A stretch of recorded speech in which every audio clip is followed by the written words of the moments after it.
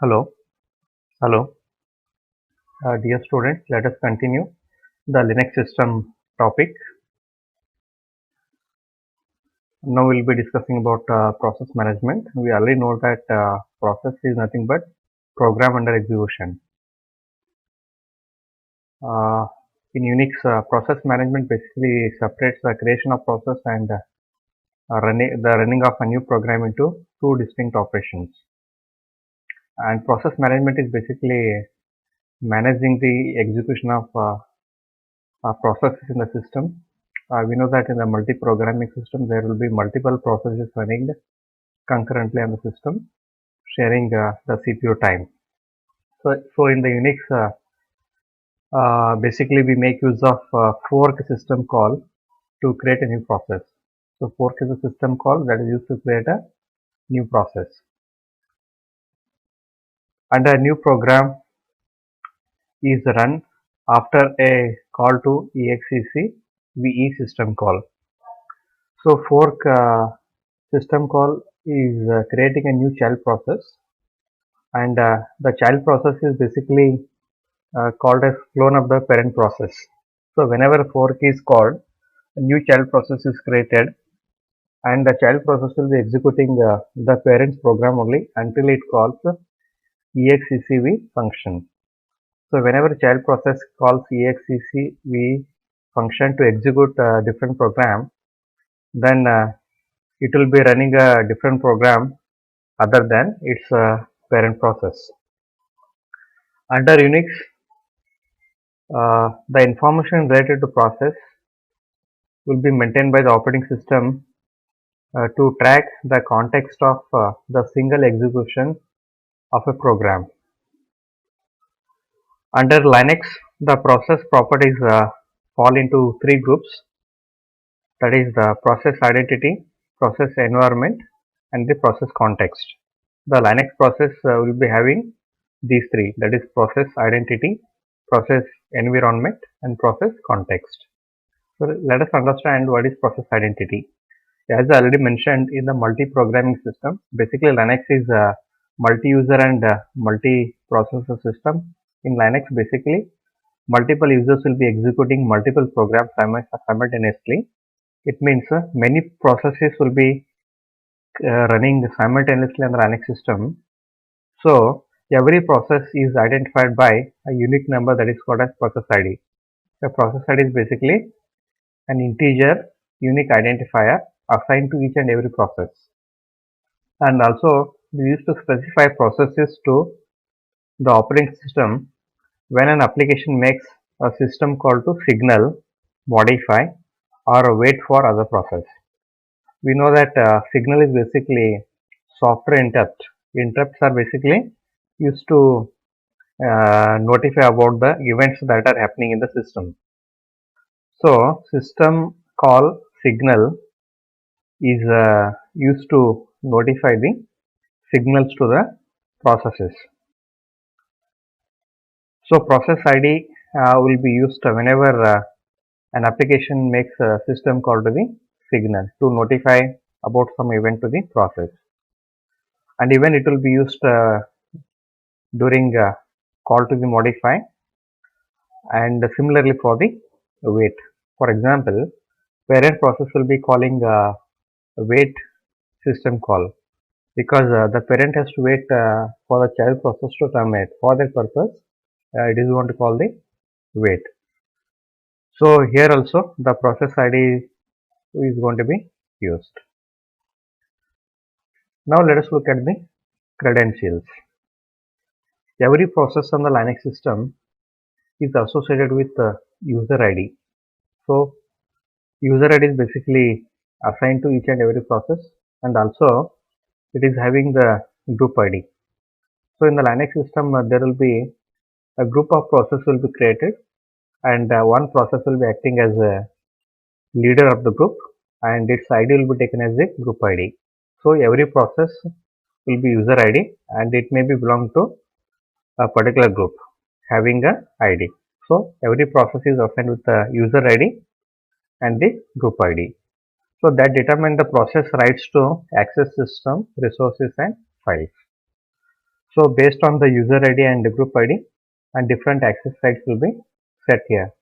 Access rights include read, write, execute, rights for user ID, or it is called as owner, group ID, and all other public users. So that is what credentials associated with the process. The next one is personality. It is not found in older Unix, but in Linux it is present here. So in Linux system, each process has an associated personality identifier, which is not found in Unix. Now let us take a process environment. The process environment is inherited from its parent, and it is composed of two null terminated vectors. Process environment will be inherited from the parent process in the child process, and which is consisting of two null terminated vectors. First one is called as argument vector. It is argument vector list, which is containing command line arguments which are passed to the running program. We know that in a C program, main function will be taking two parameters. The first parameter is int argc. The second parameter is character star argv, which is an array. The first parameter is basically used to count the number of arguments which are passed to the program, the number of command line arguments which are passed to the program. So that is present in argc. It stands for argument count, and the second parameter is pointed to character array. So that is basically array of strings which is holding the command line arguments which are passed to the program. That is a program which is in the execution. And if no arguments are passed, at least the name of the program will be present here. So in order to store the command line arguments passed to the running program, the argument vector list is used. The second one, the environment vector, is a list of name is equal to value pairs. In the Unix or Linux system, we make use of environment variables for some system configurations. So process environment is maintaining a vector for environment variables. So that is called as environment vector. So that is containing the entries of the form name is equal to value. And passing environment variable among processes and inheriting variables by process children are flexible. Now let us look at process context. The process context is basically the state of running program at a point of time. Process context is nothing but the current state of the process at a given point of time. So the state of a running program or process will be constantly changing. So that is called as process context. So process context may be containing the following information. The first one, scheduling context. So this is one of the most important part of the process context. It is the information that the scheduler needs to suspend and restart the process. So scheduling context is basically used for suspending and restarting the process. We know that process execution may be temporarily suspended. For example, so after executing certain instruction, a process may be required to perform I/O operations with the devices. In that case, that process must be suspended from the execution. And once the process is suspended, it will be put into the waiting queue, because it is waiting for the process to complete I/O operation. And once the I/O operations are completed, that process will be removed from the waiting queue and it is put into ready queue. And again, that process will be scheduled further for the execution continuation. So that is called as restarting the process. So in this circumstance, scheduling context is used. Next, the kernel maintains accounting information about the resources that are currently being consumed by each process, and also the total resources consumed by the process in its lifetime so far. The resources that is consumed by the process will be maintained by the kernel, that is called as accounting information. And for every process, the kernel is maintaining a file table. File table is basically consisting an array of pointers, so which are pointing to the open files. A process will be utilizing the files. The files which are opened by the process will be stored into the file table. Its records will be stored in the file table. So file table is basically consisting an array of pointers which are pointing to the open files or files used by the processes.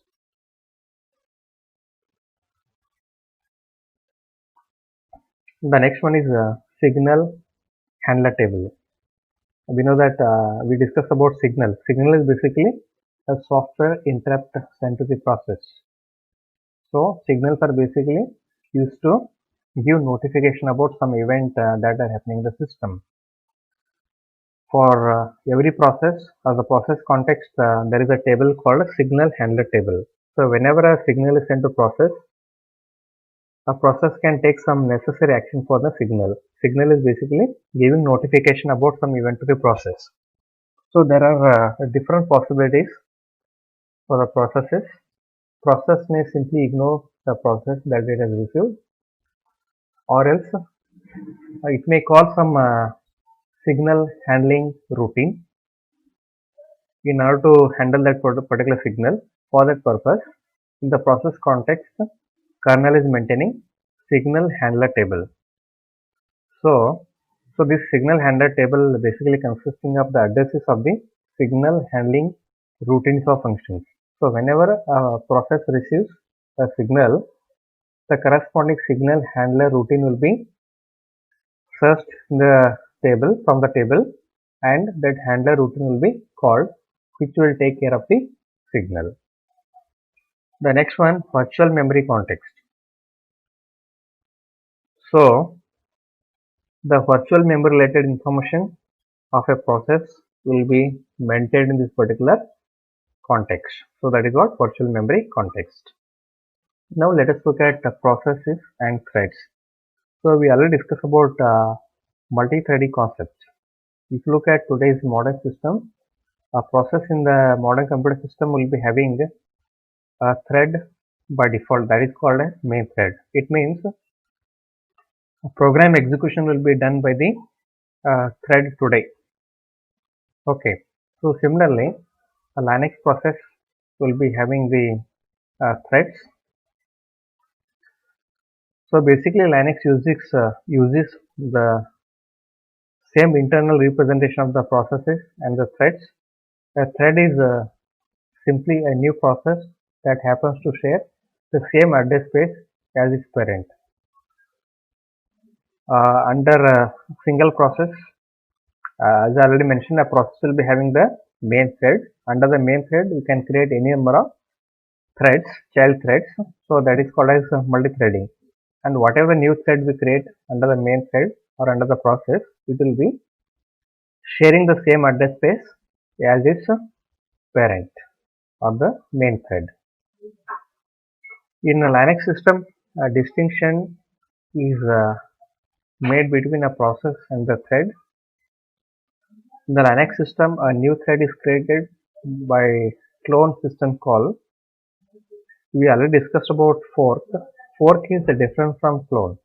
Fork creates a new process with its different address space and having a different process context. But clone creates a new process with its own identity. You know that clone is basically creating a new thread. The next topic is process scheduling. So process scheduling is basically allocating CPU time to process to perform different tasks within the operating system. While scheduling, we can have some scheduling algorithm. Those things we already learned. In the system, basically there are two different types of processes running.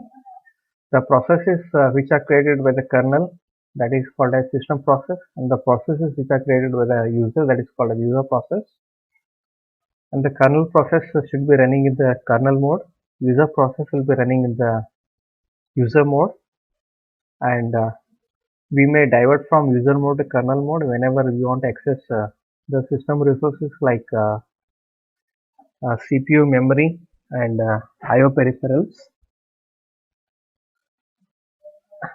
And the kernel is maintaining the scheduling information for every process. We all know that process scheduling can be either preemptive or non-preemptive. In case of preemptive, process execution can be temporarily suspended, and in case of non-preemptive, and once the process is allocated to a CPU, and we need to allow that process to complete its execution. Until that, it cannot be preempted, and even scheduling can be priority based. Now let us see the relationship between priorities and time slice length in case of Linux. So for the processes that are exist in the Linux system, we assign a numeric priority starting from 0 to, say for example, 140. Here the lowest value is indicating the highest priority and the larger value indicating the lowest priority. And highest priority process must be executed first as compared to lowest priority thread. So real-time task. The real-time task must be given highest priority.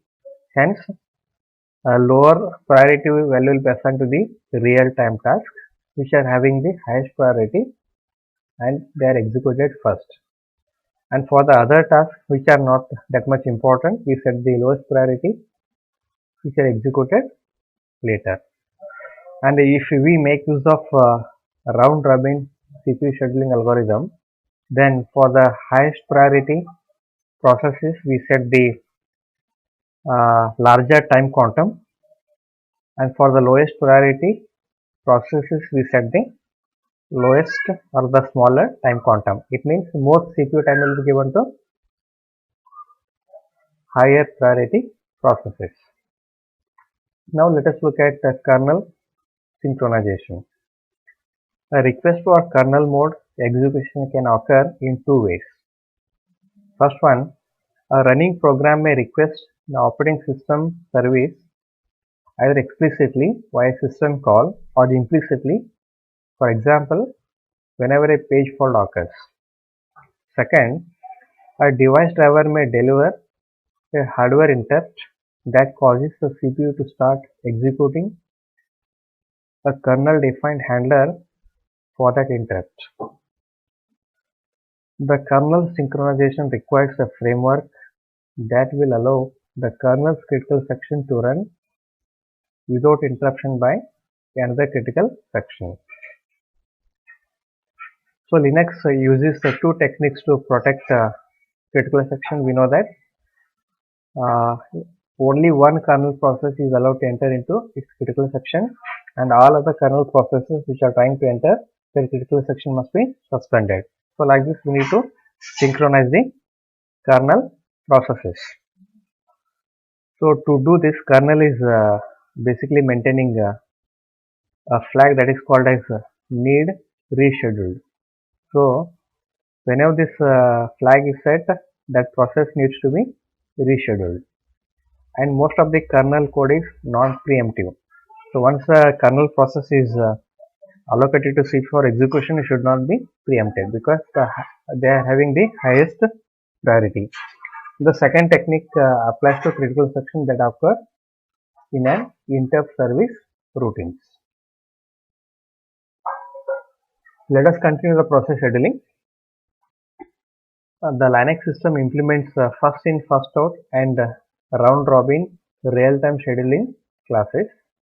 In both cases, each process has a priority in addition to the scheduling class. You know that first in, first out is a non-preemptive scheduling process. Along with non-preemptive, we need to consider priority. Every process is assigned with the priority in Linux. So similarly, in round robin CPU scheduling algorithm, processes are executed based on the time quantum. Along with the time quantum, we need to consider priority of the process. Here the scheduler runs the process with the highest priority. Suppose that if the process is having the equal priority, and how the processes must be considered for the scheduling.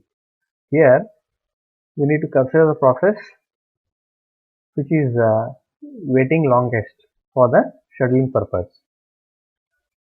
And first in first out processes continue to run until they either exit or block. A round robin process will be preempted after a while and move to the end of scheduling queue, so that round robin processes of equal priority automatically time share is between the processes. In case of round robin scheduling algorithm, if we find two processes having the same priorities, then basically those processes will be sharing the time slice or time quantum. Now let us look at symmetric multiprocessing. Linux 2.0 is supporting symmetric multiprocessing. What is symmetric multiprocessing? Here we can execute the processes parallelly on the different processors. That is what parallelism or parallel execution. A separate process or thread can execute in parallel on the separate processors. That is called as symmetric multiprocessing. To preserve the kernel's non-preemptive synchronization requirements, symmetric multiprocessing imposes some of the restrictions with the help of single kernel spin lock, that only one processor at a time may execute kernel mode code. So that is how symmetric multiprocessing on Linux is achieved. Thank you.